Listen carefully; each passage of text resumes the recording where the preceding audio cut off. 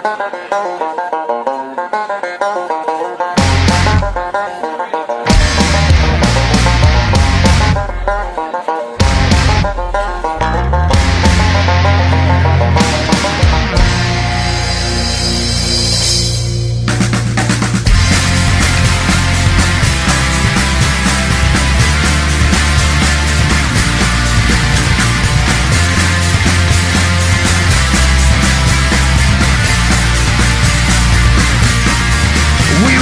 glass to the past, and the ladies cross the ages, fallen fathers from the motherland whose lives are on the pages.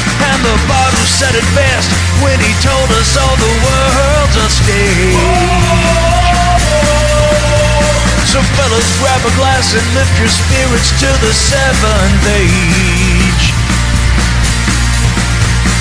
Welcome one and all to the Seven Ages Audio Journal. It's time once again to pour up a glass, pull up a chair as we gather together here in our favorite corner of the Cross Time Pub, and I know I have my beverage handy. Gentlemen, how about you? Eve, gentlemen. I pulled up my chair. I've got a pint of Guinness. I'm ready to have a little chit-chat. Let's get to it. Well, for me tonight, I'm actually going with the old black coffee, so a little bit different beverage. Why would you be drinking black coffee in the evening? Well, I'm one of those people, I can drink a whole pot or drink a latte or whatever you want, but I can go right to sleep afterwards. Just doesn't really affect me that way.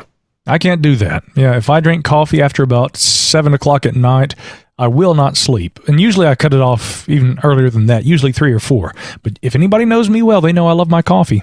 Well, no doubt about that. This is actually Sumatran, which I know, Mike, is one of your favorites. Very, very good.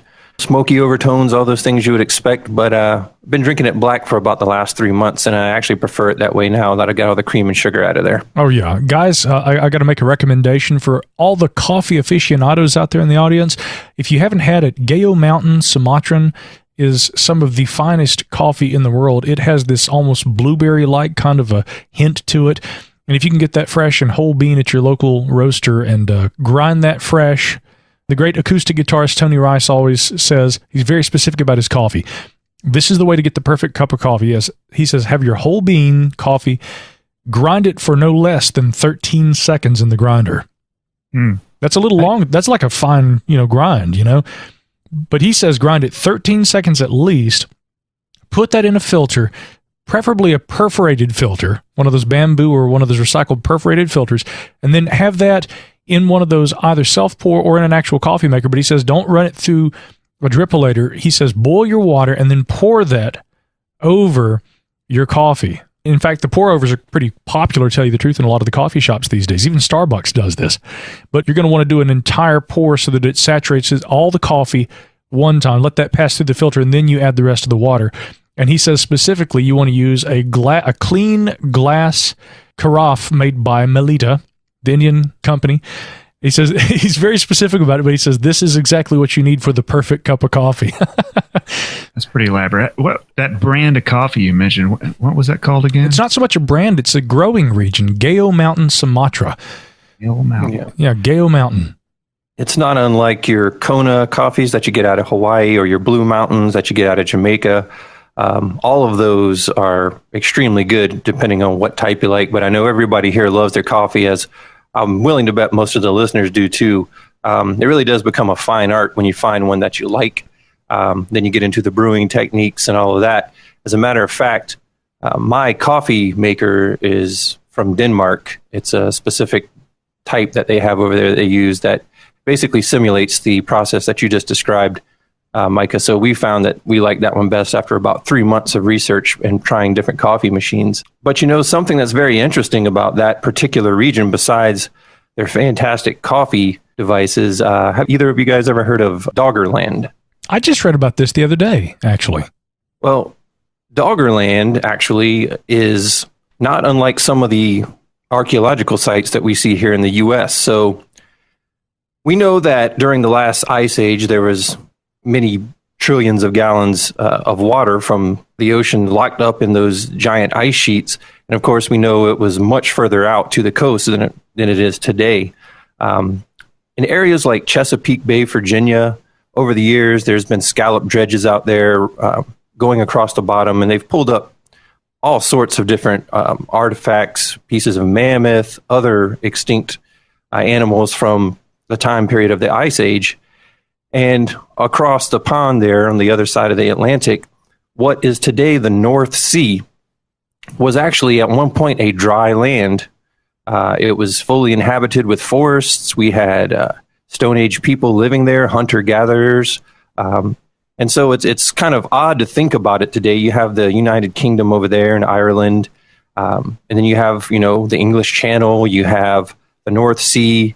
It's known to be a shallow sea, so it's there kind of turbulent sometimes. But nonetheless, it's hard to almost imagine that back then it was this forested land full of game, full of ancient Stone Age people living their lives. And in today, it is simply flooded out. But it's a fantastic story. If you haven't heard of it, lots of archaeology going on there, lots of digging, and they've now began to map the bottom, so we're able to get a much better interpretation of what it would have looked like during the time of hunter-gatherers. That's really cool. I spent some time in northern Germany, a couple of years. I lived there, and it's a flat plain that goes up to the North Sea. And I've seen the North Sea many times, and let me tell you, it's a very, very cold place. Even in the summertime, it can be a little chilly. But I was thinking back about my time there when you were telling the story about this, about Doggerland, and I can't imagine that flat plain, extends out pretty far out into the sea. I didn't realize it was so shallow, though. Well, what's so interesting about this is I was reading about it just the other day, and what they're saying is that essentially they're going to be utilizing existing mapping data from various different industries to chart what this area of the seafloor now, what was once, of course, exposed at the time of the last ice age, what it looks like. And they've said that for years, fishermen who sail around this area have dredged up in their nets artifacts, mammoth fossils, bones, all kinds of things. And Jason, I think you already kind of touched on this. It's so similar to like what they found when dredging off the Delmarva Peninsula, and they were finding what appear to be these large laurel leaf lithics that are very similar to stone tools that were made by the Solutrean cultures back 15 to 18,000, as maybe as far back as 20,000 years ago in parts of Europe. Absolutely. Now, of course, that's been a highly controversial statement to make over the last few years. There's been evidence that's supposedly been presented. The argument will continue on over the Solutrean hypothesis, I believe, for years to come. But yeah, you have to admit that the general laurel leaf of that Solutrean lithic is similar to what has been found out there in the Chesapeake Bay region. Equally interesting, however, Doggerland itself is named after the Dogger Bank, which is a fairly shallow area where English fishing vessels will often be out working that bottom. And so it's actually named because at that particular place on Dogger Bank, there was an ancient wooden barbed antler point, or possibly a harpoon, that was brought up in a block of peat from a bottom dredging fishing vessel there. And if you've never seen this, it's easily found by an image search online. Absolutely beautiful piece, perfectly preserved. It's serrated. It was believed to have been used for fish, so it would have been basically hafted to the end of a spear, probably with another one just like it. It would have been used in capturing fish. But this particular piece, being down in that peat, is just beautifully preserved. It's an absolutely gorgeous piece.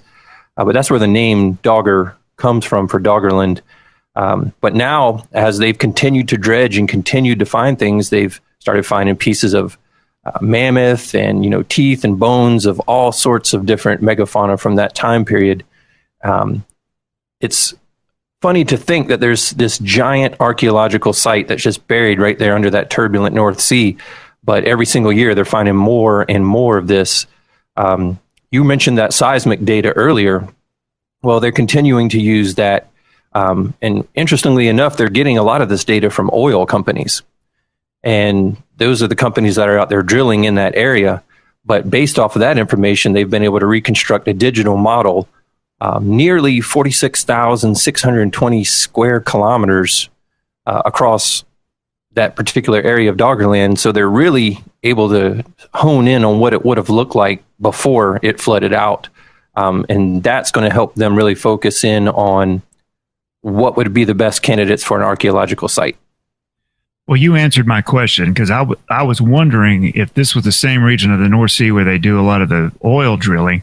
And I thought if they did, they probably have really good high quality data about the bottom of the ocean there. Yeah, for sure. And, so basically just think of Doggerland almost has, that plain or that low lying area where England and the Netherlands would have been the hills. And that's exactly what we see remaining today after that, that water moved back in there and inundated that area. But again, we have that same issue here in North America where we know that there's countless archaeological sites just offshore. It's just getting out there and being able to map them, locate them, and then be able to get out there to actually excavate. As we all know, underwater excavation is extremely tedious. It's also very expensive. So we know budget's always an issue when it comes to those type of excavations. Absolutely. So I have one question. Did this area get flooded at the end of the last glaciation, or is this from another process? Well, it appears that it was a slower process than you may think. So roughly 12,000 years ago, at the last major ice age was reaching its end, that's when we started seeing inundation of this land. So over time, these people that were living in this area were slowly flooded out of their seasonal hunting grounds. All that water that was locked up in the glaciers and ice sheets began to melt down, and it's slowly moving into that area. So from what I can understand from the research, around 6,000 years ago, the Mesolithic people that were there, that's when they were forced out to the higher ground into England and to the Netherlands. Although there was some reference to one of the ice sheets as it broke off during that period of deglaciation, causing a singular event where the actual the mass that we're referring to here, Doggerland, it was all submerged at one time, but that was part of an ongoing deglaciation process. So maybe right. From what I understand, Micah, on that is there was a break off from what would be today Norway, right, and it sent basically tsunami waves out across Doggerland. But at that point, it had already started to become inundated. Yeah, 5 meter tall tsunami waves. So yeah, that put it underwater. If it wasn't completely under at that point, or up until that point, it was after that. That's a bad day in Doggerland, man. That's true. Well, I've got a story. Let me ask you a question. Have you ever had one of these news stories and it takes you back to when you were a kid, when you were first really noticing your interest in science, maybe? Oh, yeah.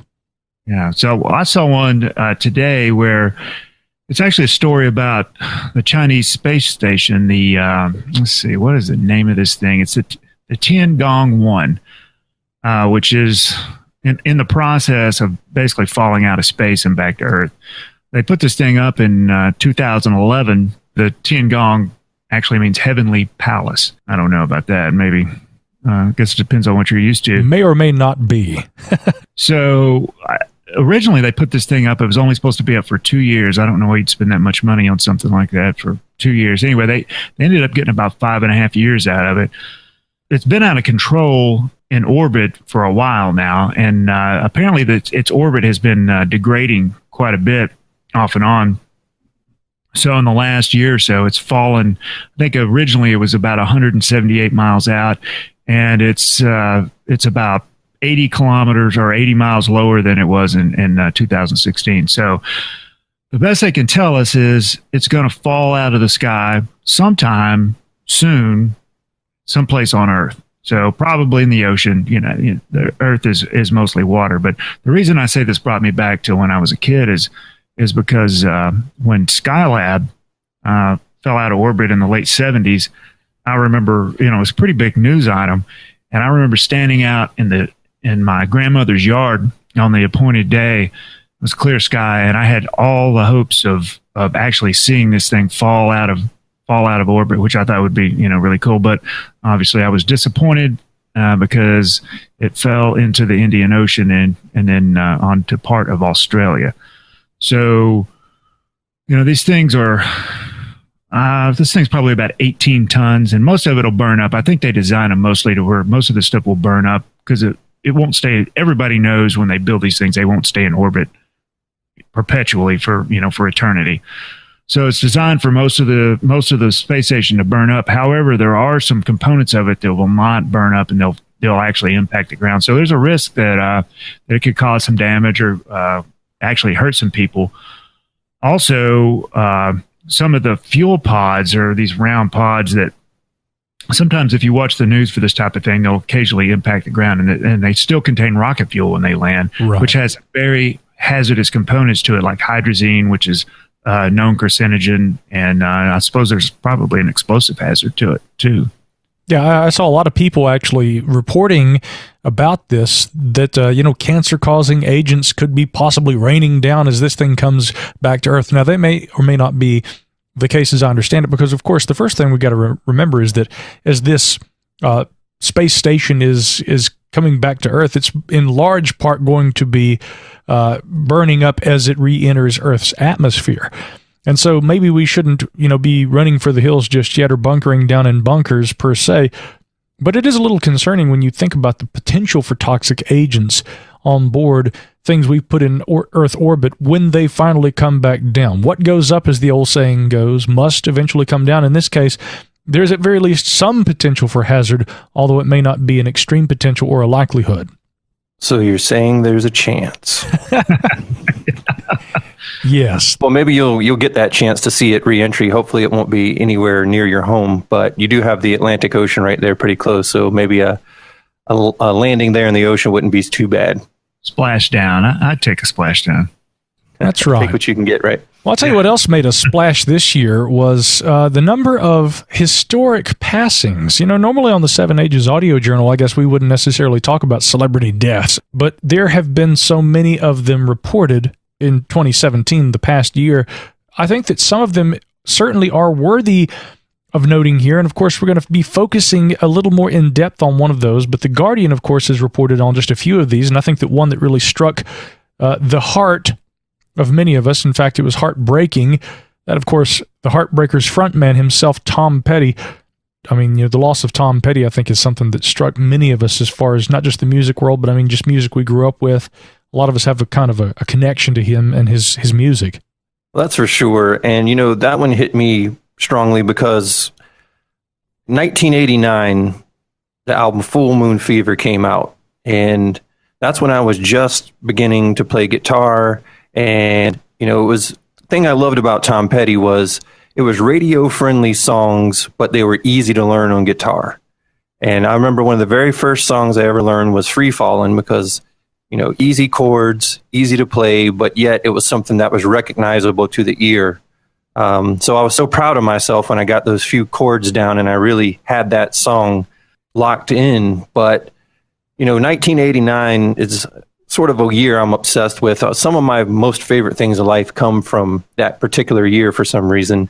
But Full Moon Fever was one that just, it's one of those timeless albums. And I think Tom Petty, with his artistry and the way he went about making music, was just really admirable. That album had Free Fallin', it had I Won't Back Down, it had Running Down a Dream.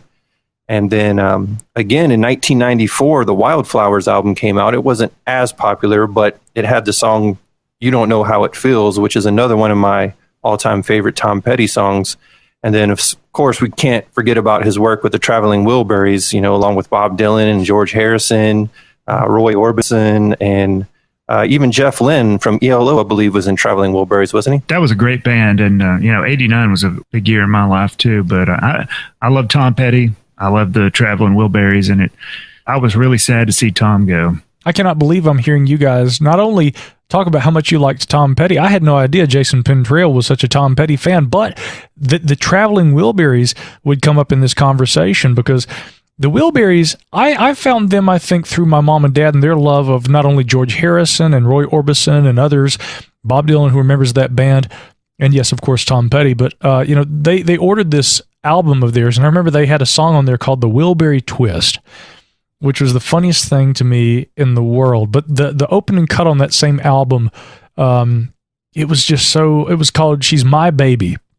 And again, to have all of these classic rockers together in one band and writing these very subtly hilarious songs, it was really just, lightning in a bottle. And again, you might say in large part that was 2017 in general, especially in relation to the talent that we lost. Just, a few others. Chris Cornell, the frontman, of course, of Soundgarden and Audioslave. We lost Mary Tyler Moore, a true darling, I think, of classic American television, and plenty of others too. And perhaps one of the most notable deaths of 2017 also involved one of the more nefarious characters in American history, and that was no less than the leader of the Manson family cult himself, Charles Manson. The Guardian reported, of course, that he loomed large over popular culture for the past half a century, and he directed his followers to brutally murder 7 people, including Sharon Tate, the pregnant wife of film director Roman Polanski. What's so incredible, I think, about Manson is that he spent life in prison and died this past year and had not actually committed the murders that he was sentenced for. He, through power of suggestion, was essentially this sort of a mastermind behind these murders, a murder by proxy, if you will, which led to what was recognized, I think, by many as one of the most horrific mass murder sprees in American history. And speaking of musicians, Charles Manson was a lifelong musician. He was a songwriter. He, performed music for the members of his group, his cult, if you will. And as we'll discuss in the section coming up, worked with members of the Beach Boys, had several leads throughout his life for actual record contracts, although they didn't pan out quite the way I think he envisioned them. But that time period in history, there was so much going on in the world politically, music, culture. There was a lot of things going on at that particular time that sort of fed into the Manson story. And I think as we explore some of this, you're going to see a lot of those little intricacies play a bigger role in some of this than you maybe would have thought. In fact, we actually went in depth into this, but this portion that you're about to hear, because the 7 Ages Audio Journal is something that has been in the works for a long time, we recorded this prior to the death of Charles Manson, which makes it all the more prescient for us. And of course, now as it's going to air, you may notice, of course, we refer to him as Charles Manson is. This, again, keep in mind, recorded prior to his death, but again, I couldn't imagine a more impactful time for us to be discussing the impact that Manson had on American culture and life as what we're seeing right now after his passing. Of all the musicians, if you want to call him that we lost this year, he's probably the one that is the least missed. The least missed among musicians, indeed. And on November 19th, 2017, when Charles Manson passed away, the headlines all across the nation and the world had things like wild-eyed leader of murderous crew dies, mass murderer dead at the age of 83. Manson was charged with 7 counts of first-degree murder and 1 count of conspiracy to commit murder. However, even those on the scene can ascribe to the fact that Manson, as far as we know and as far as anyone involved knows, he didn't actually commit the murders. This is what's known as murder by proxy.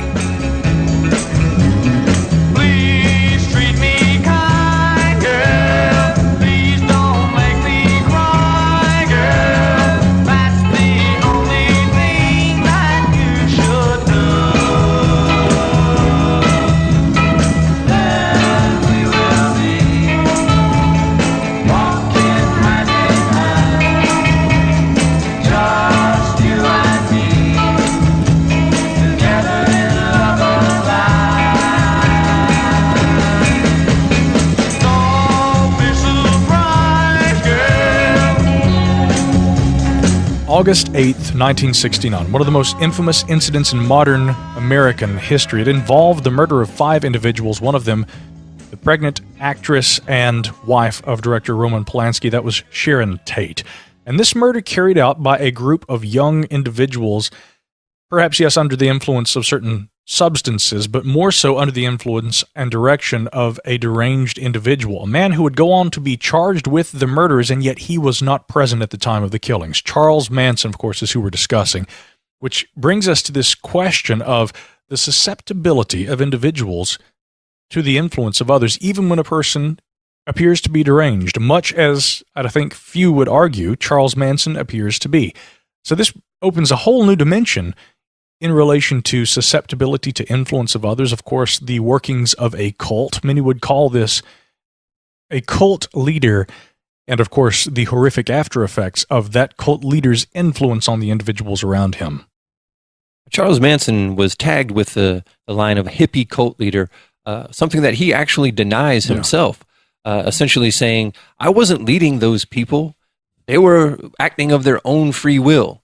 But yet we know that these young, impressionable people that he had out there on the ranch that he was giving drugs to, that he was controlling and manipulating, certainly acted on his behest, which is essentially the definition of a proxy murder. Yeah.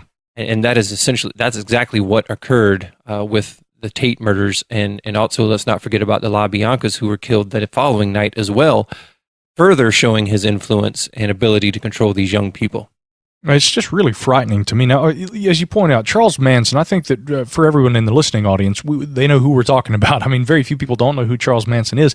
And yet, it seems that there is so much in terms of interpretation and questions that remain. How could a person as deranged and crazy as Charles Manson appears to be have exerted such incredible, again, I would argue it is profound influence over the individuals in his family? Okay, let's look at a quick retrospective. Of course, he is released from prison on March 21st, 1967. He gets permission to move to San Francisco. He arrives there, and of course, he finds this cultural phenomena, this hippie movement, of course, that was so popular at the time. Again, in audio soundbites, which we'll visit a little later, he doesn't really say that he identifies with this, and nonetheless, it is something that he is able to exploit. There's this very strange stoicism that comes out, and with review of interviews, there have been many that have been conducted with him over the years. We're going to look at a few audio soundbites from some of those interviews in the coming minutes, but you'll notice that there are these general themes that begin to appear with Charles Manson. Of course, he was very passionate about his music. Of all things, his desire to be able to become known for his songwriting and his musicianship seems to have been something that actually drove him to influence those in his inner circle there to commit these crimes. But there are strong themes also of psychological control, sexual control, or control through sexuality. Charles Manson had been actually a pimp and had been imprisoned for prostitution and soliciting prostitution prior to this. And he gets out of jail, and although he's not necessarily operating a prostitution service, what he is certainly doing is he is gaining control over women through sexuality. And then he is using those women and his control over them to gain access to musicians there in Southern California and to other men. One of these men, of course, being an individual named Tex Watson. He essentially, as far as the actual act of murder carried out at the Tate home and then the La Bianca home the next night, the primary actor, and then three other women who were functioning, I think, in assistance to Tex. And Manson had even told them, according to the women, follow Tex, do what he tells you to do. And they did. But all really under the broader control of Manson and his strange and deranged objectives.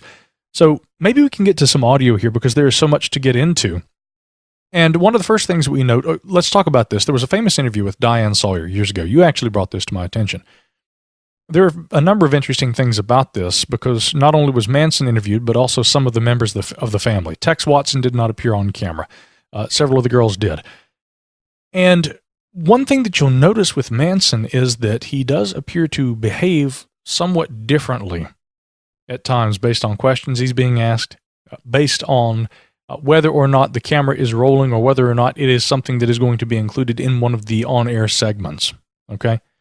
Yeah, for sure. And there's a couple things we need to recognize about Charles Manson is first of all, he is an extremely intelligent individual. Seems to be. Yeah, seems to be. And not only is but crazy too. Well, there's a fine line between the two, right?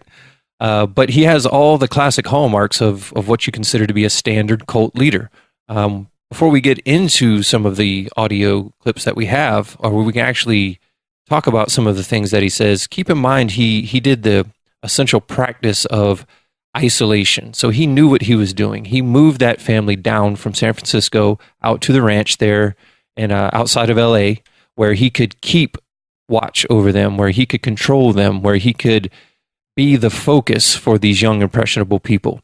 And if we remember back to the first time he met Squeaky Fromm, he looked at her, how she was crying there on a bench, emotionally distraught in the Haight-Ashbury area, and he approaches her as the gardener, and I tend to all the little flowers in the Haight-Ashbury area. So he knew exactly what he was looking for. He was looking for young, impressionable people, And this is something that I believe that in a lifetime spent in prison, he probably learned to develop, he probably got better at, and over time was able, upon release, to use this on these young, impressionable people to begin the process of controlling their thoughts and also political opinions. Every asset or every aspect of their life he controlled to some degree. You know what's weird about all this too is when they ask him about, do you realize you were a cult leader? Do you realize you were cultivating the minds of these young, impressionable individuals? I mean, I think all of these members of the family were younger than he was at the time. I think he was only in his 30s, but he'll often say this in interviews that he was in prison for 22 years. Well, I think he is, and I had the question about that. I'm thinking, hold on, how could he have been in jail for 22 years? But he's also talking about boarding school. He's talking about essentially, schools for kids who misbehave. And then, of course, actual time in jail. And at the time of his release, he's like, I don't want to leave jail. And they said, look, we can't keep you here. You got to go. And he warned them. He said, if you release me, I'm just going to go out there and do the same thing. And yet he, at first, didn't really, but he definitely seemed to have some sort of a objective. Now, when asked, what were you and the family up to? He said, look, we were a band. The girls would sing. I would play guitar, and we would all sing around the campfire, which is strange because it does seem to be his aspirations to become a pop star, a music writer and composer and performer that ultimately, as we'll see, drove him to encourage the other members of the family to commit the heinous acts, the murder. And again, some which are ranked among the most horrific in recent American history. Now, what I think we have to remember here is that in his mind, though, what this all seemed to be was, we weren't a hippie commune. I wasn't a cult leader. It was a band. These people were helping me with my music. In his mind, yes, he had gained control over these women, which he would use to get the attention of rock musicians, including members of the Beach Boys, as we'll hear. In his mind, I think that whatever he was putting together, it really was about music, and it went horribly wrong. So Diane Sawyer interviews him. This is probably sometime in the middle 1990s, I believe. Do you happen to know the actual year? I don't know the exact year, but it's around about that time. Right about that time. And, again, during the interview, there are times where you'll hear him say very unusual things. One of the instances that you point out to me, of course, he asks off camera, he asks somebody, are we ready here? And then kind of goes into this character, or it appears to, as you'll hear in this soundbite, the first of several that we'll be featuring here. What did they think they were? Are we ready here, man? Yeah, we're ready. We're ready. Yeah, we ready here? Ready. Okay, ready. War. What did they think they were? We are at war now. Are we ready here? We are at war. Yeah, so for those of you who haven't seen this actual interview, I would strongly suggest going and looking at it because you can see him looking off to the right, basically either to the camera crew or to the producers, basically waiting for his cue. And then when they give him that, yes, we are ready, he immediately goes into the character we see there, war. We're at war. And it's almost like flipping the switch. And it seems to be that. And it seems to be. And if indeed that's what's happening, what we would seem to extrapolate from that is that, not that this is all phony and that it's all rigged, but that Manson knows what these people want.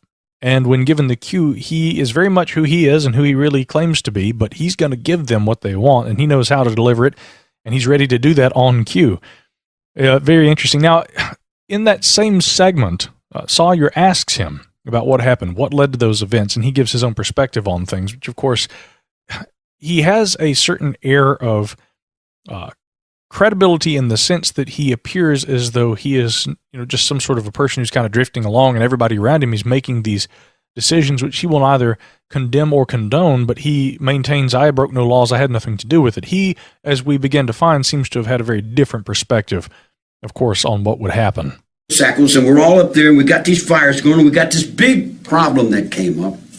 See, this is him talking about the events that lead up to the murders. We had this big problem that came up. According to his recollection, listen to what he actually says, had been the circumstances directly preceding the murders and his involvement and the discussion that he had with other members of the family leading up to those horrific incidents that were just about to occur.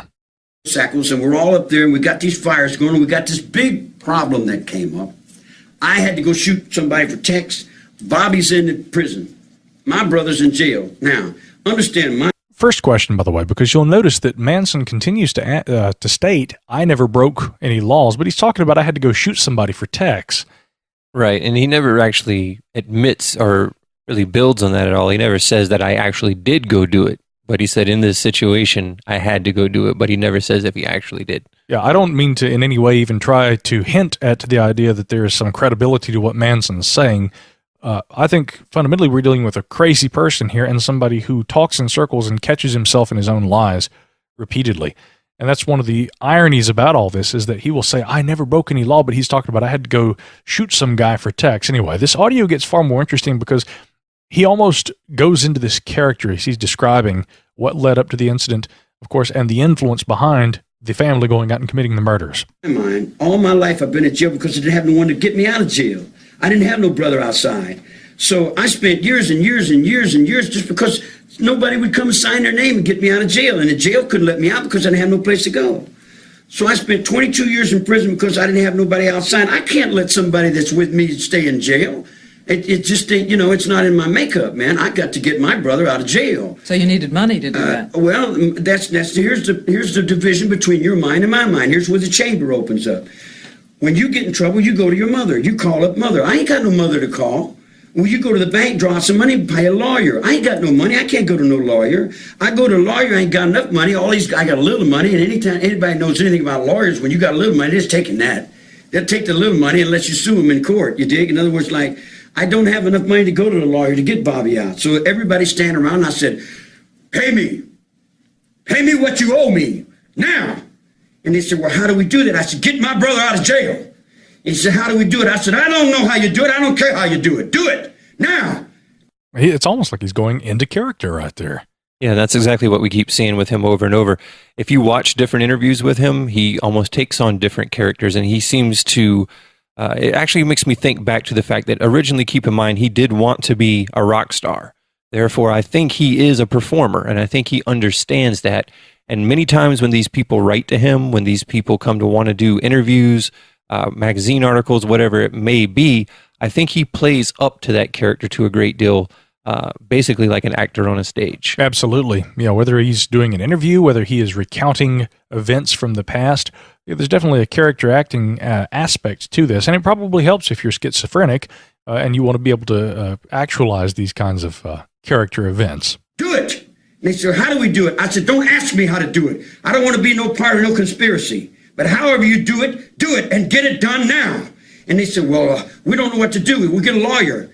And then, here, Leslie and Patty, they said, if we get a lawyer, all they're going to do is lie and take our money anyway. Now, system, blame it on your lawyers. If your lawyers ain't lying and taking the money of the poor people, then the poor people got a court to stand on, and they got rights as individuals for a revolution they fought in 1776 that guarantees rights to a common, ordinary farmer, poor man on the street like me, a rebel. I got my rights in the 76 courtroom. If you don't give me my rights in the courtroom, then I become King George, and I got all the rights then. And when I stand on the mountain and I say, do it, it gets done. If it don't get done, then I'll move on it. And that's the last thing in the world you want me to do, because I got that Confederate sword in the kitchen. Don't invoke me. Do it. Get it done. How do we do it? I don't know. I don't want to be involved in it. I keep a close watch on this heart of mine. In Japan, they call it ninja. I don't get involved in violence. I'm not a violent human being. Very, very bizarre. Yeah, bizarre is just the beginning of that conversation, to say the least. There he is saying, I am not violent. Well, but at the same breath, talking about his Confederate sword. Confederate sword, right? and how, he will become King George and he will take charge of the situation, but I'm not violent. And that he had to shoot somebody for Tex Watson. Yeah, which he never revisits. It's almost like he slipped on that one. It was like, oops. Right, because the facts seem to show just the opposite. In fact, going back to May of that year, Terry Melcher stops by Spawn Ranch. He records them. This must be where, again, we're going to see that Manson believes that there was some sort of a contract or an agreement that he felt that he was deprived of. In June of that year, however, there was another incident that occurs, okay? They send Watson out there, where he goes to this fellow, Bernard Lotzapapa Crow. Okay, he's a drug dealer, a black man. And apparently what happens is Watson is believed to have defrauded this guy, this drug dealer. And so Crow threatens to come out there and mess everybody up at Spawn Ranch. So Manson on 1st of July goes out there. He shoots Crow at his apartment, and he believed at that time that he had killed Crow. Subsequently, they find the body of a Black Panthers member dumped in a dumpster. And I think that Manson seems to make the connection between Crow and the body and mistakenly believes that this is what's happened. And he believes that this is going to be an incident that further incites the fury and violence that will lead to the oncoming helter-skelter, this race war. And then subsequent to that, we also have the taking hostage of Gary Hinman by Bobby Beausoleil, who is a member of the family but later denies that. And when Manson comes out there and talks about cutting somebody's ears, that's what he's talking about. He takes, I don't know if he used a Confederate sword, but he goes out and he actually cuts this guy's ear. Shortly after that, Beausoleil stabs Hinman to death, and presumably at the direction of Charles Manson. So these are some of the incidents, again, from a guy claiming not to be violent. These are some of the rather violent incidents that he was directly involved with, which included shooting a drug dealer and trying to incite this race war, this helter-skelter thing. Diane Sawyer follows back with a very interesting thing. He, during the initial interview that was aired, actually says, I tell them, go out there and if you're going to do it, do something, leave something witchy. What's interesting is that in the uncut version we see, I don't know if she's returning to something he had said earlier, but Diane Sawyer clearly asks him about this witchiness, to which he responds. I'll let you hear here in the audio. Did you tell the women to do their witchy things? I said, if you're going to do something, leave something witchy. Just like I would tell you, if you're going to do something, do it well and leave something witchy. Leave a sign to let the world know that you were there. Have a good day. The audio just gets more and more bizarre, but leave something witchy. And I presume that they're talking about, again, what later was described there at the Tate household, like a ritual murder. I mean, with the bodies stabbed numerous times, writing on the ground and on the walls in blood, things like this. Things that were mirrored the following evening at the LaBianca home with that murder, and yet at the time, law enforcement did not treat these necessarily as connected incidents. They had actually been under the impression, reportedly, that the LaBianca murder had been some sort of a copycat crime that was carried out, and they were treating each investigation very differently. And few would have suspected. In fact, around that time, I think that the family had been arrested in relation to a car theft, so they'd actually been arrested and then released while the ensuing investigation with regard to these murders was underway.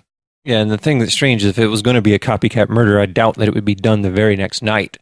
But it seems that the way that these were done were certainly in a ritual fashion. And when he says do something witchy, he tries to pawn it off as these people did this on their own. I didn't necessarily influence them. But obviously, if you look at the murder scene, and I do caution you, if you go look at those photographs, please do so with caution because they're not easy to look at. Very graphic. Very graphic. So just know that. But the scene paints that of someone who wants to send a message, someone who wants that murder to get attention, not only because of who was in the home at the time, but it was done in such a way that he knew it would be sensationalized in the press. And again, it goes back to that performance aspect that we see in Charles Manson. In fact, again, the strong insinuation is that, again, many would say that Manson is essentially a racist. Now, in other interviews, when asked, what do you think about blacks, he is asked by an interviewer, and he says, I like blacks. What do you think about Jews, he is asked. I like Jews. What do you think about women? He says, I'm okay with women. And, he acts as though this is no less than this, is no that less than this, is no less than this, and all people, essentially, how are we going to find peace if we're all continually attacking each other? And yet it seems that he had believed, the fundamental premise is that he had apparently believed in a coming race war. One of the interpretations of all this had been that he had been hoping to foment further violence by presenting the appearance of these killings, and that this is essentially what he'd been trying to direct these susceptible individuals, but of course people who later are revealed to be murderers, not hippies who are hanging out with this guy, this wannabe rock star. Again, it gets so bizarre. Now, that's really where we start getting into the murder by proxy element here, because very clearly he directed these individuals. And yet later on, and would continue for years, and to this day probably still says, I broke no laws. What they did on their own accord. And I tell them, if you're going to go do something, do it right, but I didn't make them do that.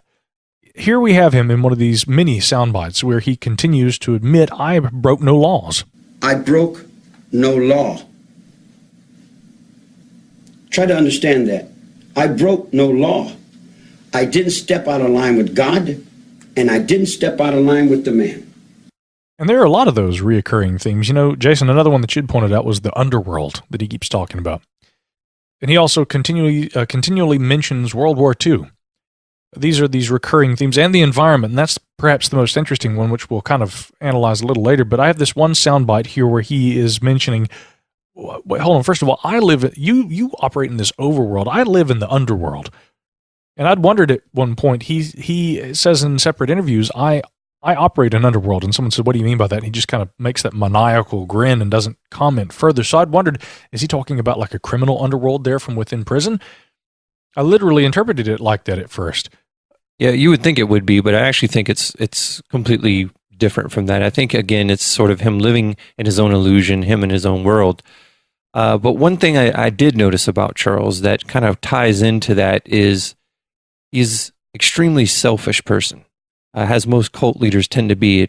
Everything is always about him. Oh, yeah, yeah. And therefore, he is absolved of any responsibility because I didn't actually do that. He's an egotist. Very much so. Narcissist. Very big into the world of Charles Manson as if he was his own character. Or as it may be the underworld of Charles Manson. You think the world's going to forget about you? Which world? Every person in here is a world. This united world of America. You think it's going to forget about you now and move on? Forget, forgot. That's better. Ping. These are some of the most entertaining sound bites, I have to say. Messed up though he is as an individual, it is fascinating when you hear the dialogue break and he goes into this strange babbling. And I've got an entire soundbite next of that, but we'll continue this one first, where he does comment further on this underworld idea. We're trying to unify Germany now. Look here. See, here's another thing you guys don't understand. You've got an underworld and an overworld. You guys live in the overworld. I live in the underworld. You know, it's like you think the Second World War is over. Second World War is not over. You understand what I'm telling you? The Second World War is not over. And this is a good example of exactly what we're talking about. Again, it's one of Charles Manson's pet ideas, if you will, and we run across several of those throughout these interviews.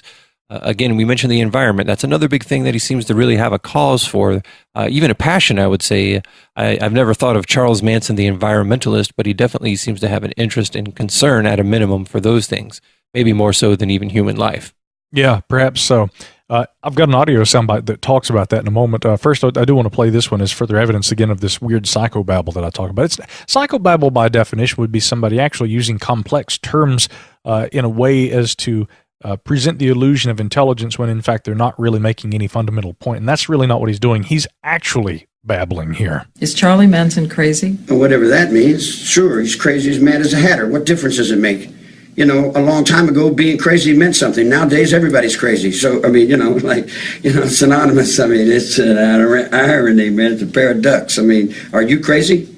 Dressed in black? You think I don't know everything that goes with that black you're dressed in? Yeah.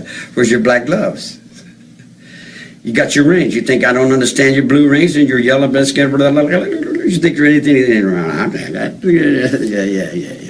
Yeah, and then behind that, then, there's I can't help but wonder, I mean, had he spoken in a similar way at any time with the members of the family, and how would they have perceived that? Yeah, well, obviously the Charles Manson we're seeing at this point in his life is definitely not the same as he was back then. However, those tendencies may not have expressed themselves the same way they do now. But that was a really good example, as he's having a thought about Diane Sawyer's outfit and then just sort of degrades into this psychobabble, and that's exactly what we're talking about. And then just as quick, he can come right back. It is very strange. He says he doesn't like seeing people suffer, as he will respond to Diane Sawyer's question in this segment, again, where she's asking essentially what happened that night. Again, trying to get to the bottom, and in his mind, what exactly happened? What led to those murders? You realize murder and death is a bad thing. This is perhaps one of the most fundamentally important and also one of the most fascinating responses from Manson in this entire dialogue. You were not a shocked man when they came back. All right, I'll put it to you this way. Would you do me a favor when you leave? Talk to this lieutenant and ask him if he's shocked by what goes on in here every day. I see blood in here every day. Every day someone's getting shot, someone's getting cut, someone's getting beat. I've lived in that all my life, woman. That don't wrinkle up my forehead. You can pile out 100 dead bodies up in front of my cell, and it don't set me to do nothing. You know, my mind is not set like that. I don't, I don't work like that. You weren't surprised. Let me say this. I feel bad. If anybody feels bad, I don't like to see any negative happen to anyone. I don't like to see children die. I don't like to see automobile accidents. I don't like to see people hurting each other. I don't like none of that. I don't get a thrill out of that, you dig? But I'm not going to sit here and tell you a bunch of malarkey. I'm not going to fill you up with bunk. If I can't fill you up with right, I'm not going to fill you up with nothing. So I'm filling you up with this. I tell you, and I tell you right up into the highest peak of your understanding, I did not break the law. It's that simple.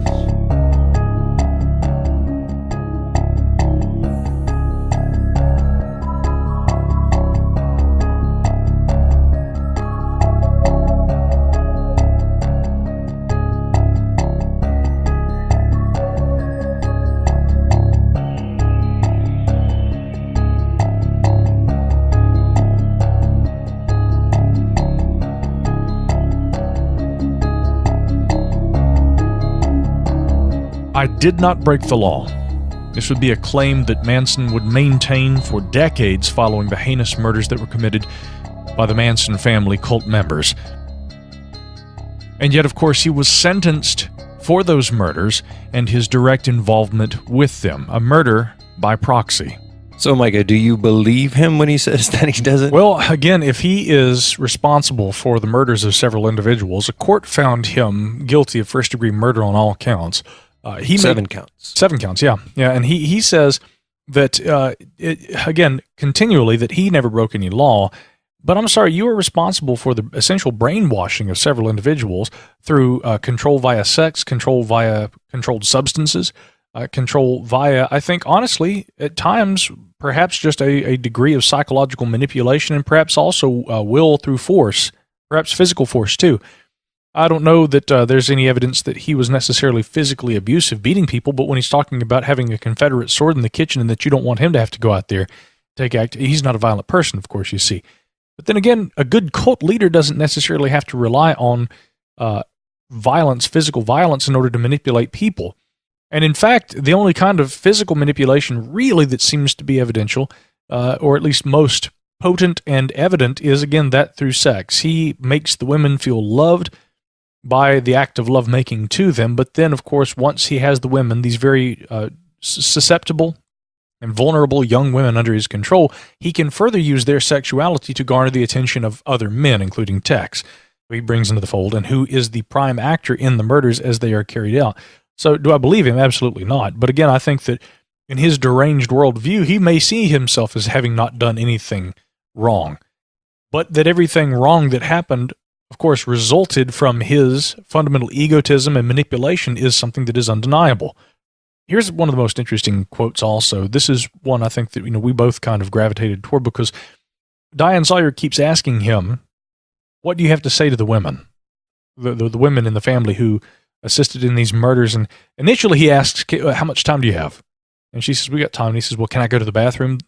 So she chuckles, asks, and says, no, this is it. So, we need you to come up with a statement. So he kind of sits there and rambles on a minute. And she finally asks him, again, we need a statement. And this is the audio and what he eventually comes, this is what he produces as the final will and testament, the final statement. What do you have to say to those women who helped you commit these murders? Give me a word. You are your faith. Lose it, and you're not.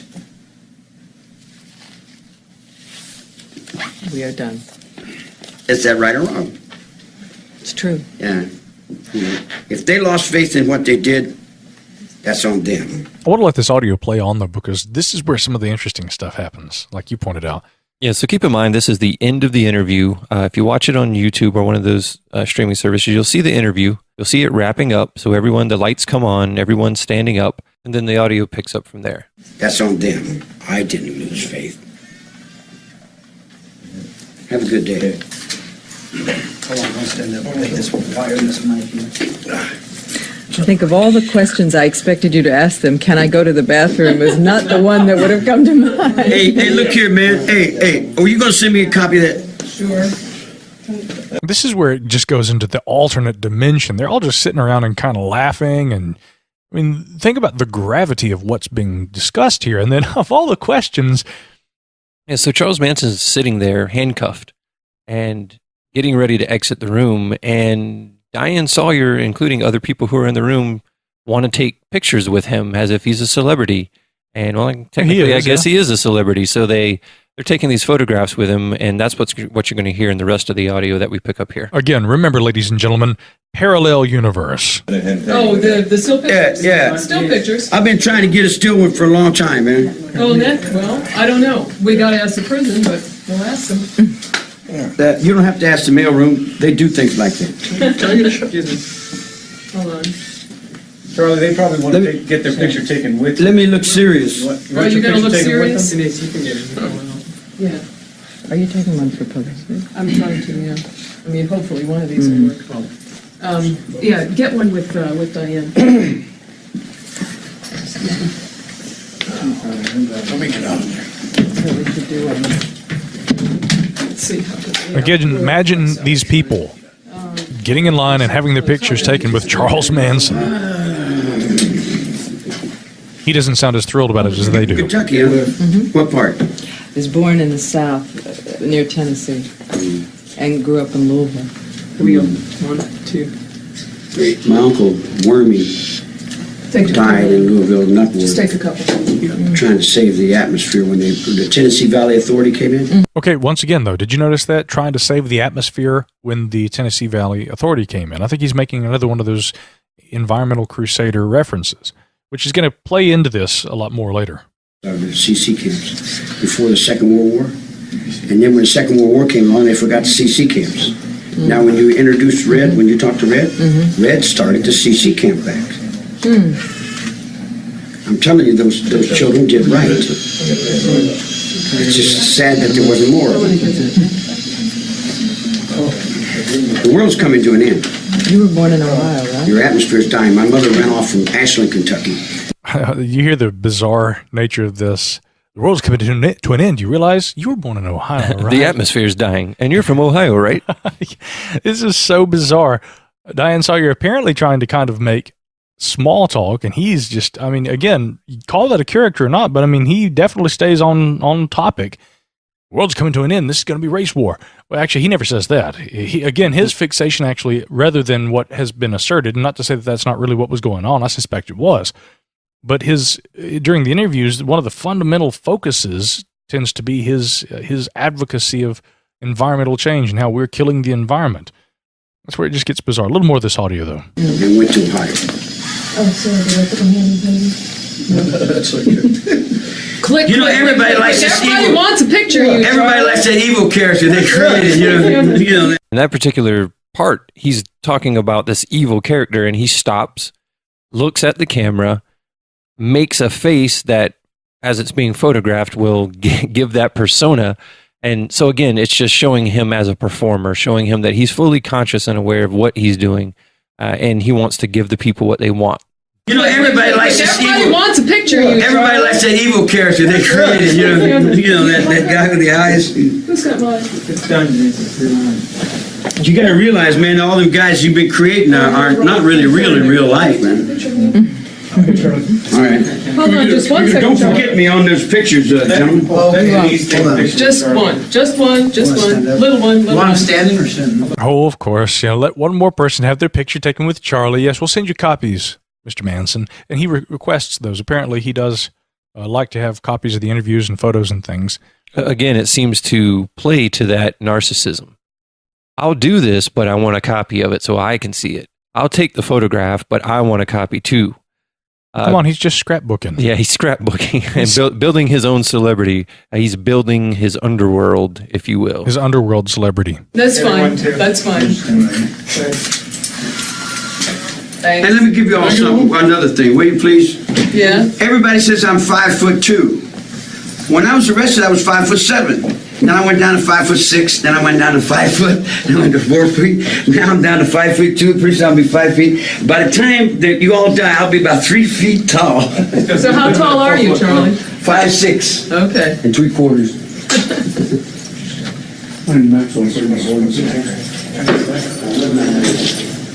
Charlie, you were real nice. Thank you. That's the guard right there. Charlie, you were real nice. Thank you. I couldn't help but sort of laugh at that. It's not a laughable situation, but the fact that the guard feels the need to look at Charlie and go, "You were real nice, Charlie," as if like we were expecting you to murder somebody while you were sitting here in this interview. I mean, kind of like, good job there, Charlie. I mean, it's bizarre. Again, that's why I say it's like an alternate dimension right there. Now, what I find really interesting in particular, we have Patricia Krenwinkel and Susan Atkins and Leslie Van Houten, the three women who, at the time of the actual incarceration and the trial that was underway for the killings, they would show up, of course, for court and would be on camera. They would be singing songs. They would be singing songs that Manson had written. I mean, further evidence that apparently, yes, they did know songs that he wrote, and apparently they did it, at least in some capacity, perform together.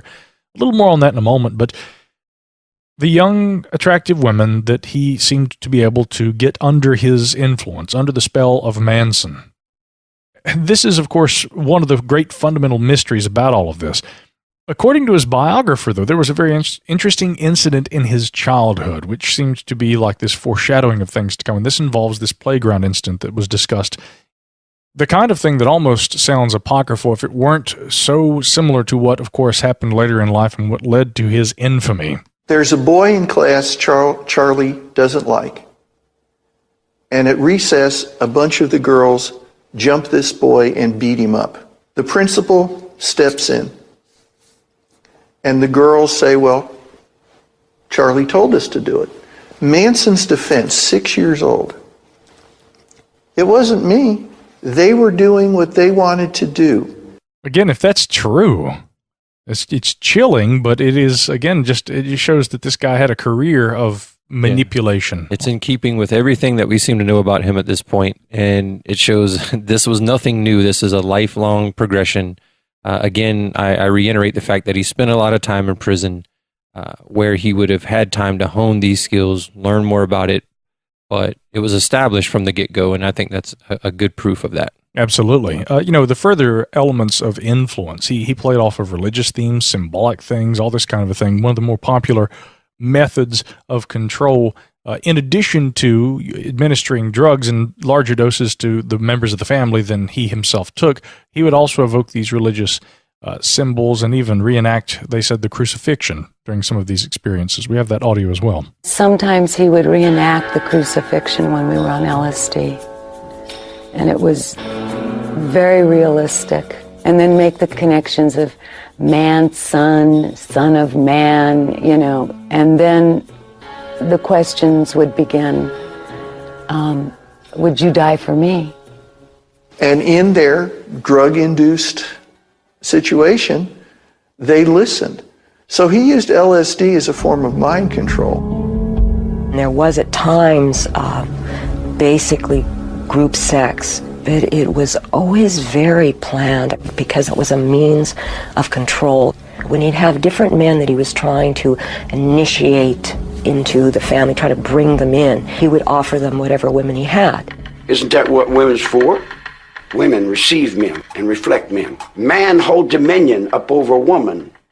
It's been that way since we grunted and we came out of caves. I love the grunt for emphasis, by the way. Well, I think he definitely gives us his opinion on women there. Remember earlier he said women are okay, right. But now we get a much clearer vision of exactly what his thoughts on women may be. Sad though that is, more than unfortunate, but I think a lot of that stems from that poor relationship that in early childhood he had with his mother. Of course. This is the precedent. He's born out of wedlock to, she had been a prostitute, hadn't she? From what I understand, and of course there was a lot of drug use on her part. She had been arrested herself. So, I mean, literally not defending Charles by any means, but he did come from that type of criminal environment that he just seemed to continue on throughout his adult life. Absolutely. And those early formative years, of course, informed him of the fairer sex and his opinions about them for the rest of his life. So while he was under the impression that there was going to be some sort of a race war based on what he was seeing with regard to the Black Panthers movement and things like that, that were active social issues and movements that were occurring at that period in history, okay, while the family was in formation and he was in residence with them, while all these things played into this, of course, there was also this fundamental role of what he knew a woman to be. And so much of this, again, based on, I think, really this mother complex. What he had seen his mother do throughout his life, he continues to enact and manipulate and control on those grounds. We have the audio here where he, and this is something that I think was fundamental to all of this. I had this question about when asked what they had gone up there for, what led to the killing of Sharon Tate and the others at that home that evening. Manson says that Tex had been there before and he went back because he knew that location. Here's some of the audio from the initial interview with Diane Sawyer where he describes this, and we're going to elaborate on that a little in a moment and really look at fundamentally how his musical aspirations played into that. I'm not dumb. Explain to me simply why that house that night. Why they Which went house? there. Which night? The house on Cello Drive, the Tate house. Why did they go there that night? Because Tex had been there before, and he went to a familiar place. And why did they kill people that night? What did they think they were doing for you? They freaked out, man. Tex was stoned. He went, he got, everybody was loaded, man. He said he wasn't. He said he was coming off an LSD trip. He had a little speed. A little speed. Well, not around me. He didn't have no speed because I wouldn't allow no speed on that ranch. I kick ass over there. He I says don't he allow had that stuff around me. I take a little grass, a little LSD, but none of that is destructive. You can ask any of them other girls that'll tell you the other side of this game. I don't play drugs. Okay. As you know, Jason, I'd really wondered about that. Again, you have to wonder about almost anything that comes out of Manson's mouth, but fascinating and dreaded though it is, you can't deny that he is very much a cultural icon. And so many have these questions, and many are fascinated by his interpretation of the events. Is he misremembering? Is he creating his own sort of reality? I think it's safe to say that whatever he's espousing is often going to be twisted to his advantage. So we're never going to get the true story from Charles because he is going to always twist it. He's always going to put himself in the best light, and in any way that he can absolve himself of any of this, he's going to. So we're never going to know the true story, at least not from his perspective. But the interesting part was when he talks about the use of the LSD, it was often noted that he would only give himself either none or a very small dose while he was giving full doses to the other members so that he could control them that much more. Now, what I think is often underplayed or not emphasized greatly enough is his interest in music, his passion for music and for writing and composing. He learned how to play guitar while in prison during that 22 years of often on incarceration.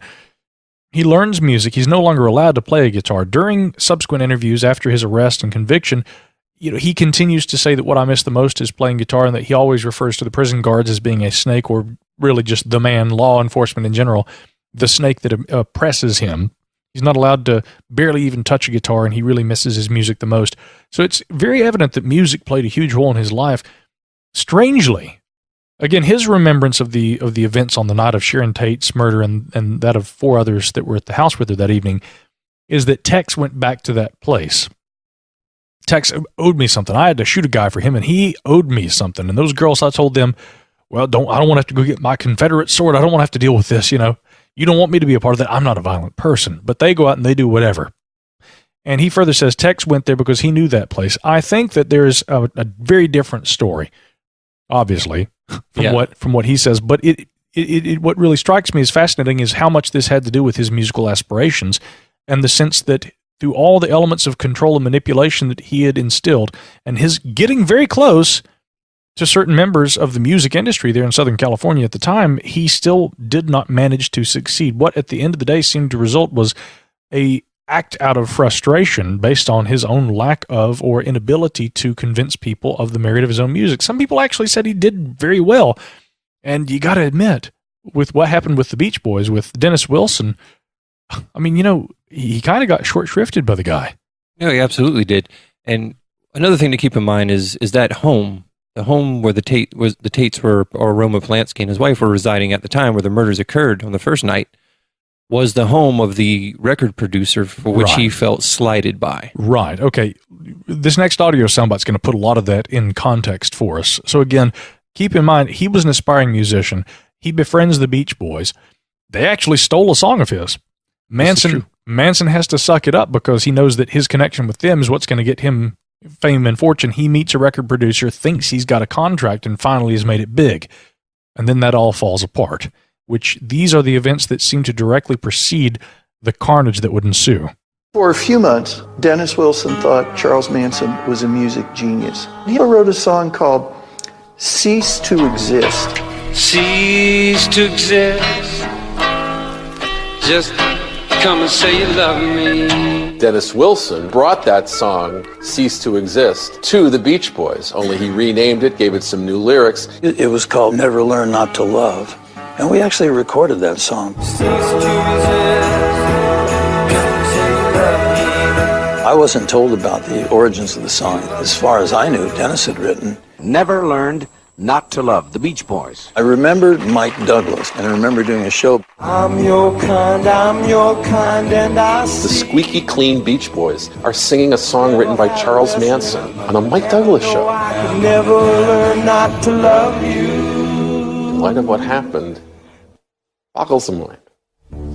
And when it appears on the album, it's credited only to Dennis Wilson. Manson was furious when he found out that I just got to interject here. Again, if you're a singer or a songwriter and you find out someone has stolen material of yours and recorded it and gone on television and performed it, that's nothing that any artist wants to have to deal with. Now, of course, it's not like Manson had been lily white up to that point. I mean, this guy had been a convicted felon. He had been convicted of everything from sexual assault, I understand, prostitution, armed robbery, all these kinds of things. Not exactly a wholesome individual, but this guy nonetheless also has his music stolen from him. And the point I want to try and emphasize here is that I really think this was one of the fundamental elements that was kind of, this was really instrumental in what was later to come. I think really more than anything, he was in a way trying to enact revenge, but by proxy. And again, keep in mind, this is a perfect example of all this other talk of the helter-skelter, which is the term, the famous Beatles song that Charles would use for his impending race war. I think that was nothing more than propaganda. That was just something to distract. This is a perfect example of it's not about a race war. It's not about any of that. It's only about his success. Well, although, I mean, you might argue that perhaps he did see that there was this idea of a race war. But still, it comes back to what he wanted, what was, best for him. I mean, his goals, his aspirations, his dream. And further, he refers to this, whatever this, again, the famous book, of course, written about that, Helter Skelter, his name for the chaos that would ensue. He borrows a term from a Beatles song, the name of a Beatles song. Right. But my point is that the murders weren't, originally it was described that these murders were to sort of push this race war into effect. I don't think that was the case at all. I think the intent was he was slighted by this record producer who had previously lived in that home, keep in mind, and he was upset about that and wanted to exact some sort of revenge on whoever was in that home at the time that just happened to be the Polanski family and Sharon Tate. Again, it's about Charles and not about any bigger idea that he may have had. Well, I would agree. I think that was what drove him to do it. But I also think that we could allow for the idea that he had seen something. He kind of seems to have considered himself some sort of a Latter-day Prophet. He has this messianic kind of a complex, very obviously, and so I'm sure that he probably perceived this as being, again, he continues to reference the World War II and how World War II hasn't ended because, again, certain people of certain ethnicity won't allow it to end, is what he would say. So there is definitely this kind of a racial component to it. And, his evocation of the Confederacy and his pride for that part of his heritage, I definitely think there's a racial component to it. But I think you're absolutely right in the sense that what was the crux of what drove him toward whatever led Tex and the girls to go out there and do this. I mean, the catalyst to all that, I think, had really just been about his ego and his desire to be a rock star, which to me is the most bizarre thing about all this. And again, this most recent documentary that ABC aired really seems to kind of emphasize this in this next soundbite.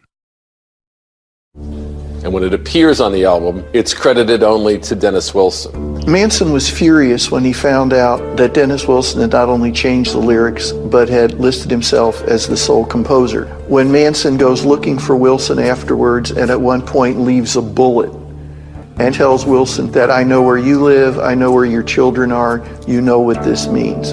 I gave Dennis Wilson a bullet, didn't I? I gave him a bullet because he changed the words to my song. Dennis Wilson was so terrified ultimately of Charlie Manson that he ran from him. With anybody else, Manson would have physically attacked him. But he has to live with it. He has to swallow it. Only because Manson still needed Wilson's best friend, Terry Melcher. Terry Melcher was the son of Doris Day, the famous movie star and singer. Que sera, sera. He was living on Cielo Drive in Benedict Canyon. Terry Melcher is a genius at recognizing how to get marketable hit music. He would produce the Byrds version of the Mr. Tambourine Man. Turn, turn, turn. He'd have over 80 hit singles within a few years. A significant force who could, on his say-so, have signed Charles Manson to a record contract. So this makes Manson all the more determined, whatever it takes. He is going to make Terry Melcher his friend, and Terry Melcher will love it. Manson never ever considered the fact that maybe he wasn't going to be good enough. Manson pursues Terry Melcher for months. Unlike people like Dennis Wilson, Melcher was a child of Hollywood. He learns from childhood how to keep people at arm's length. You don't let everybody in. Manson once, riding around with Melcher and Wilson, they actually drive up Cielo Drive to Melcher's home. But Melcher does not invite them in. Incidentally, of course, that's the home later purchased by Roman Polanski and Sharon Tate. That's where she was at the night, on the evening with the four friends that Tex Watson showed up at her home. With that, I often wonder, and I've never got clarification on this, maybe I just missed it somehow, but I wonder if Manson actually realized that that producer was no longer living in that home, or was it just to kill whoever's in that home because I have a vendetta against that particular place, or was it just intended to be the record producer who was originally living in the home?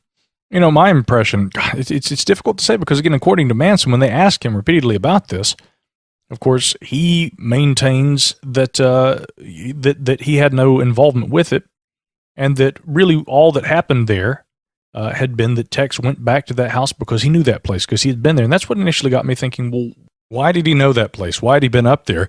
Presumably, he had been up there with Melcher and the others when they'd gone to the house and, of course, hadn't been invited in. It's important to point out that, again, I think there have been plenty of people who have tried to understand exactly what led to the so-called helter-skelter. There was this associate of Manson's, Bobby Beausoleil, and his arrest for the torture and murder of Gary Hinman, some say instigated the Manson family's ensuing murder spree. They were trying to commit murders separately, but in order to convince the police that the actual killers of Gary Hinman were still in large. And Truman Capote, among others, had interviewed Beausoleil and essentially got this impression. So some have actually said that that was one theory as to what had happened. Then there's the whole thing with Manson's obsession with the Beatles, the belief that there were secret messages. Of course, Helter Skelter, he borrows that term from the song, but he becomes obsessed with the Beatles. And he becomes obsessed specifically with the White Album, the idea that there are secret messages. He envisions he and the family actually recording a album that is going to further kind of foment, I guess, this idea of some coming race war. And many around him had said that, again, he seemed to believe that there was everything from this underground city where he and the family were going to escape to. I mean, it was at this point, it was really full-blown cult. He still, in his mind, I think, was going to write some visionary White Album-esque record. I mean, it's just the most bizarre thing in the world. But I mean, there's definitely some speculation about exactly how music and how other things played into and later launched the murder spree that took place. And I think no band more than the Beatles has been involved in more conspiracies Well, and this is yet another one to add to the list. So, yeah, I mean, again, we're dealing with someone who is delusional, someone who had grandiose visions for his success. And, you know, once those visions were dashed, if you will, by this record producer, he essentially became enraged. And that's kind of, I think, was the result of what we ended up seeing with these murders.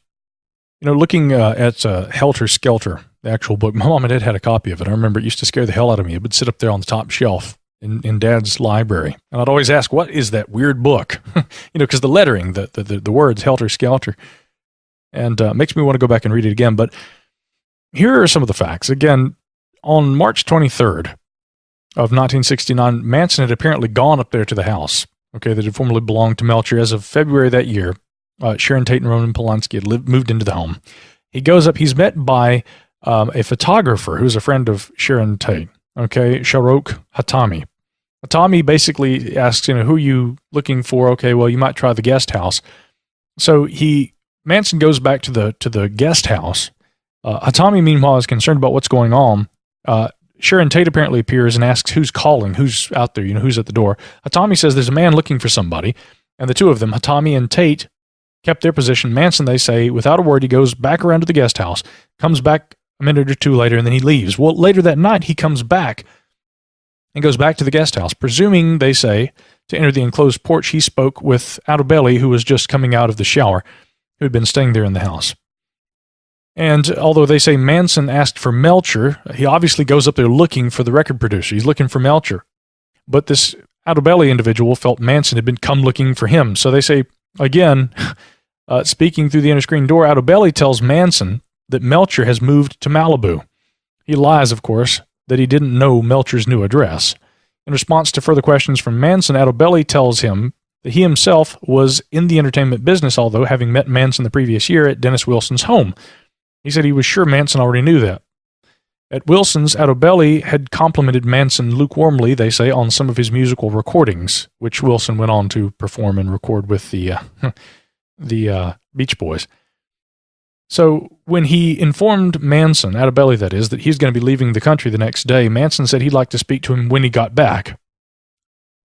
Manson explained that he had been directed to the guest house by the people in the main house, the photographer, and then he left. And so the next day, Altobelli flew with Sharon Tate to Rome.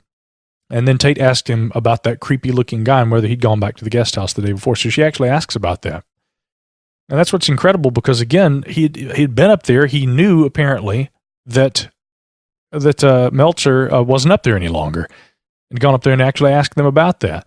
And so there is some question still about what exactly launched all this. But obviously, Manson seemed to have some sort of a fixation on Melcher, that residence, and what was going on up there. And of course, that led to the eventual killings that occurred there on the night of August 9th. What's interesting about that is earlier in the sound clips that we heard, he kept referring, Charles Manson, that is, kept referring to Tex criminals return to places they know. But Manson is the one who returned to places that he knew. Yeah. So it's almost like he was projecting his own personality onto Tex. Yeah, there seems to be I think that's a very strong possibility. There seems to be no direct evidence that Manson, in fact, according to that account, Manson had gone back up there to the house by himself, and he says Tex went there because Tex knew that place. Tex went back there because he remembered it.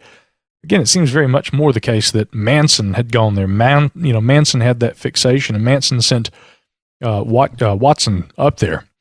One final thing, as we're kind of wrapping up here, there was the audio soundbite, a more recent development. Again, there've long been people who have written to Manson. This has been one of the strangest, not only cultural icons to emerge in American consciousness in the last century, but again, the fascination with serial killers, I think, plays into a lot of this. Now, he, again, is not a serial killer. Manson, by definition, is, what do they call him? I guess a cult leader, right? Well, essentially, according to the FBI, serial murder is the unlawful killing of two or more victims by the same offender in separate events. Mm-hmm. That also includes an emotional cooling off period between the murders. Charles Manson was indeed convicted on 7 counts of first-degree murder for his role in the killings. However, you can't really call him a serial killer because he obviously didn't actually murder those people. Right, absolutely. And again, it would be more like, rather than serial killings, these were a murder spree. that occurred over 2 nights.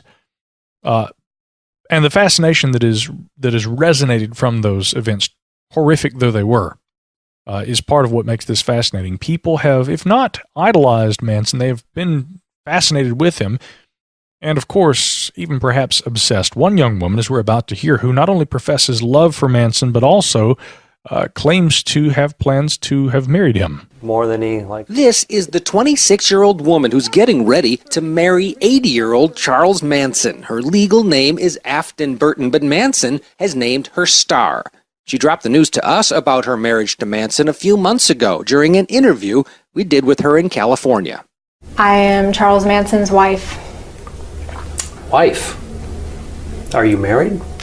We are technically, the paperwork hasn't gone through yet, but we already consider each other to be husband and wife.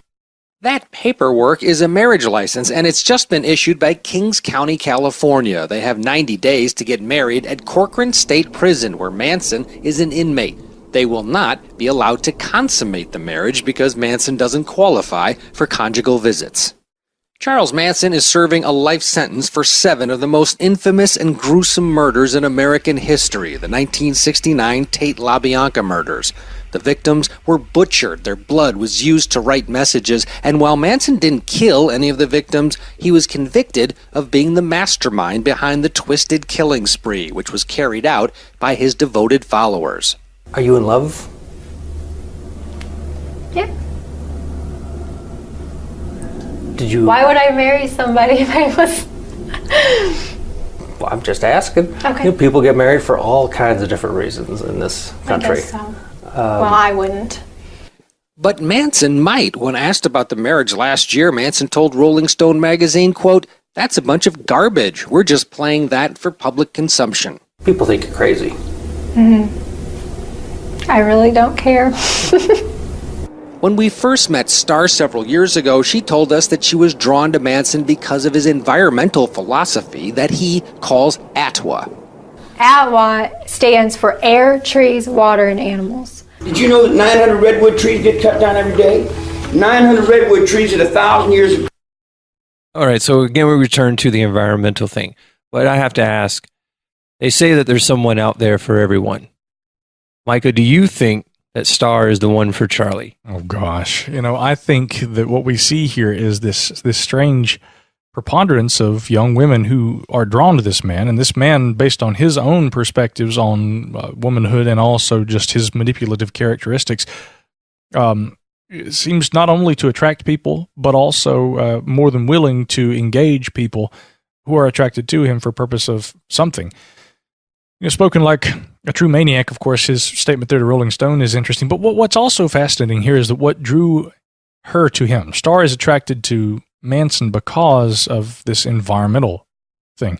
Leading up to recording this edition of the show, I mean, I've watched a lot of interviews over the last week, and I know you have too. And one of the real fundamental, one of the preeminent themes is that, well, World War II never really ended, and you got to understand, we're at war right now. And do you think that all the people, that die, all the people up there in Appalachia who aren't being cared for, do you think about all the trees that we're destroying? Do you think about our oceans and all this? I mean, he really does have this. And it had mentioned that ATWA. I'd wondered about that. Really, the clarification comes from Star right there. That seems to be what drew her to him as well, as his environmental, courageousness. And she further says, there's more in this audio clip, but as you're going to hear, she believes that she can clear his name and get him out of jail. Incredible. Peace, that's 900,000 years of sunlight you're taking off this planet. But after 7 years of living near Manson's prison, Star's main focus now is to clear her future husband's name and get him out of prison. She says he is innocent. They all know that he did not break the law. They all know that they're keeping him hostage in there. By marrying Manson, some people believe Star will gain more access to Manson. Not true, according to the California Department of Corrections. What she will get is worldwide attention as being Charles Manson's wife. If we learn nothing else from this experience, though, I think we need to look back, and with Charles Manson now in his 80s, it just goes to show that his influence is still as strong as it ever was. Whether it's him at 6 years old, hiring that, or basically co-opting that group of young ladies to go beat up one of his adversaries, whether it's the 1960s and he has his family out on the ranch, controlling them, having them tasked with things that he wants done for him, and now in his 80s, in prison, still able to have that type of connection with people. He can be called crazy, he can be called manipulative, whatever you want to call him, but the fact of the matter is, he does have some sort of influence and power over people that is just as strong today as it ever was. And that is the most fascinating thing. It doesn't just fascinate you and I. I mean, it fascinates so many people. That's why there have been so many interviews with Charles Manson, so many books, so many articles written about this, so much conjecture, so many alternative theories proposed. What was really in his mind? Again, fundamentally, it's hard to put logic and order to chaos, and I think that's really what's going on in Charles Manson's mind. And that chaos was influential enough to create in a literal, in a physical manifestation, that same chaos in reality.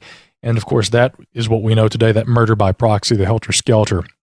But really, to try and put a finger on what was driving it, what we really are left with are the ranting and the raving and the craziness of an individual, and how that was somehow influential enough on the lives of those immediately around him, through his control, through his manipulation, and through his exploitation, that they enacted for him some of the most horrific crimes in American history. So this remains unprecedented, and hence why it remains so important to people. And looking at this historically and analyzing the psychology and the social factors, it remains as mystifying as it ever was at any point following those tragic events that led to the murder of Sharon Tate and the LaBiancas the following evening, and all those other individuals who were involved. You know, again, this is an unprecedented set of circumstances, and from it, I think we're left with far more questions than answers. Unprecedented is certainly a way to look at it, and I think even after Charles Manson passes away, he's one of those people who the mythos, the legend will pass on, and I can only imagine that probably over the years after his passing, the story will only continue to grow as people will still look to him as inspirational, as strange as that seems to us. But he's always had that magnetism. He's always had that appeal to a certain group of people out there. And as disturbing as the crimes are that he's committed, to me, it's more disturbing that he still has these followers after all of this time. People that would follow a madman and seemingly to the ends of the earth, which of course brings us to the end of this conversation, a special 7 Ages examination of the mystery, the intrigue, and the murder by proxy of Charles Manson.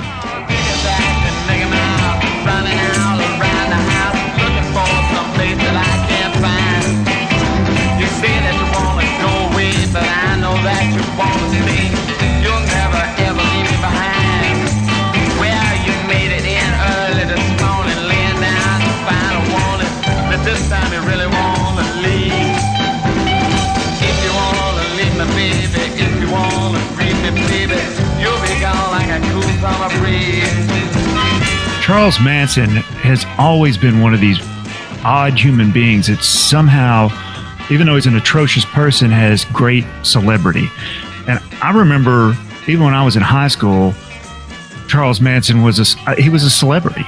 And we had a pretty good time just imitating some of these things he would say, because he would say all these crazy things, and it was just, I thought it was hilarious. I didn't really know that much about the guy, you know, as far as the murders went. I knew what was like, had been on television or whatever, but you got to remember in those days there was no internet and we didn't have the access to information like we do now, so I didn't know quite as much about it and probably wouldn't have thought it quite as funny as I did then. Well, he scared the crap out of me when I was in high school. I remember looking at pictures of him, you know, with the swastika carved into his forehead and everything.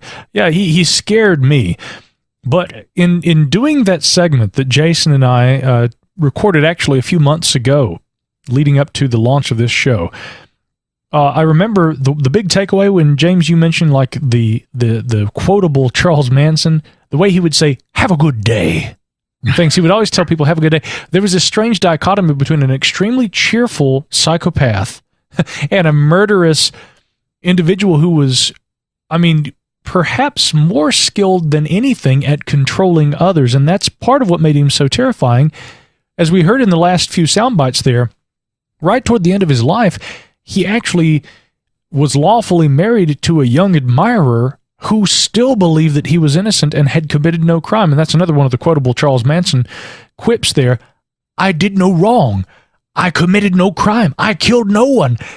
But he seemed to always maintain that he belonged in prison because that's just where he was most comfortable. You know, as we heard in some of the clips during the last section, he knew how to appeal to the media. He knew how to do an interview so that it would get the most attention. Multifaceted he was, not only a musician, but I believe an actor, someone who knew how to play to the interviewer, someone who knew how to get those quotes out there in the press, because if you watch him very carefully, he would come into the scene, if you look at the videos, and he would almost like he would click on to that role that I'm going on stage and now I have to play this role just as an actor would. Yeah, and it really kind of comes back around to that general psychological concept of roles and masks and things like this. What was the role that Manson saw himself in?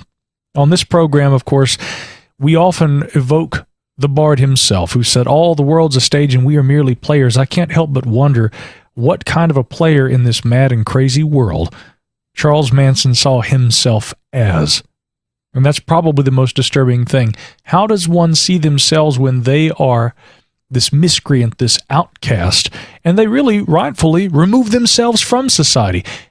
And further, he even, in taking the family out to Spawn Ranch, he brought them with him and he removed them from society so as better to control them from outside, which makes the entire circumstance all the more disturbing. Well, that was the power that he had.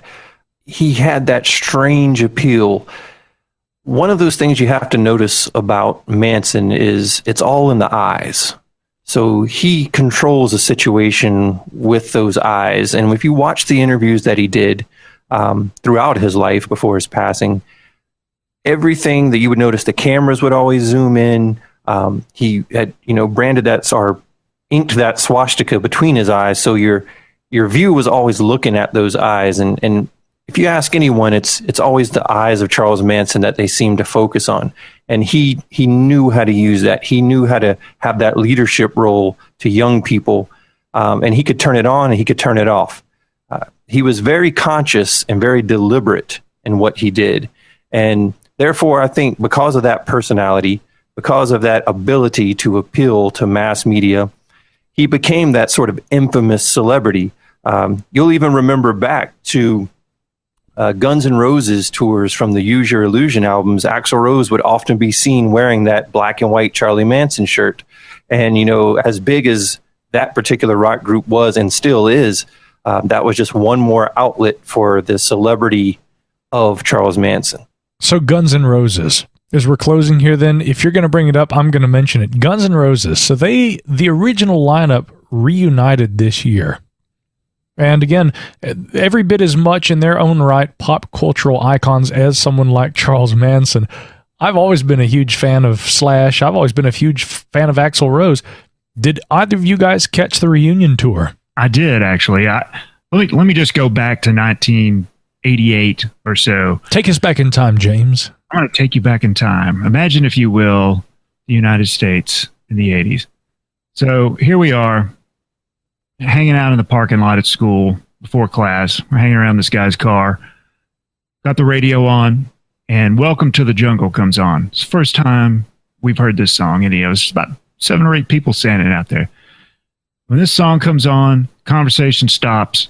We just stop. We listen to the entire song. And I remember saying after it was over, man, what the hell was that? I mean, it was just so unlike anything that was on the radio. But to answer your question, I did catch my son and I went to the reunion tour in Atlanta. Was in 2007? I think actually it was in 2016. Anyway, let me just say they rocked our faces off for like 2.5 hours. It was great. Well, still got it. I'll tell you what incredible talent. I only got to observe this through videos. Jason, I guess you probably only got to see the videos online too. I know you and I went to a concert together this year. It wasn't Guns N' Roses. No, it wasn't Guns N' Roses. In fact, it was Ghost and Iron Maiden, which was incredible to say the least. Another one of my favorite bands, Iron Maiden, and yet another one of our favorite bands, Ghost. But no, never did get to see Guns N' Roses live, but I've seen many, many videos, many live clips. But, if you remember back to that Use Your Illusion tour, it was Axl Rose in a kilt, often being seen wearing that Charlie Manson t-shirt. It's kind of funny and perhaps a bit disturbing too. Our symbols, our icons, and those who we put on those strange pedestals from time to time. I'm just going to say, fellas, again, we may have to at some point do an entire history of rock episode. History is something that we do, and we hope to do it well here on the 7 Ages Audio Journal.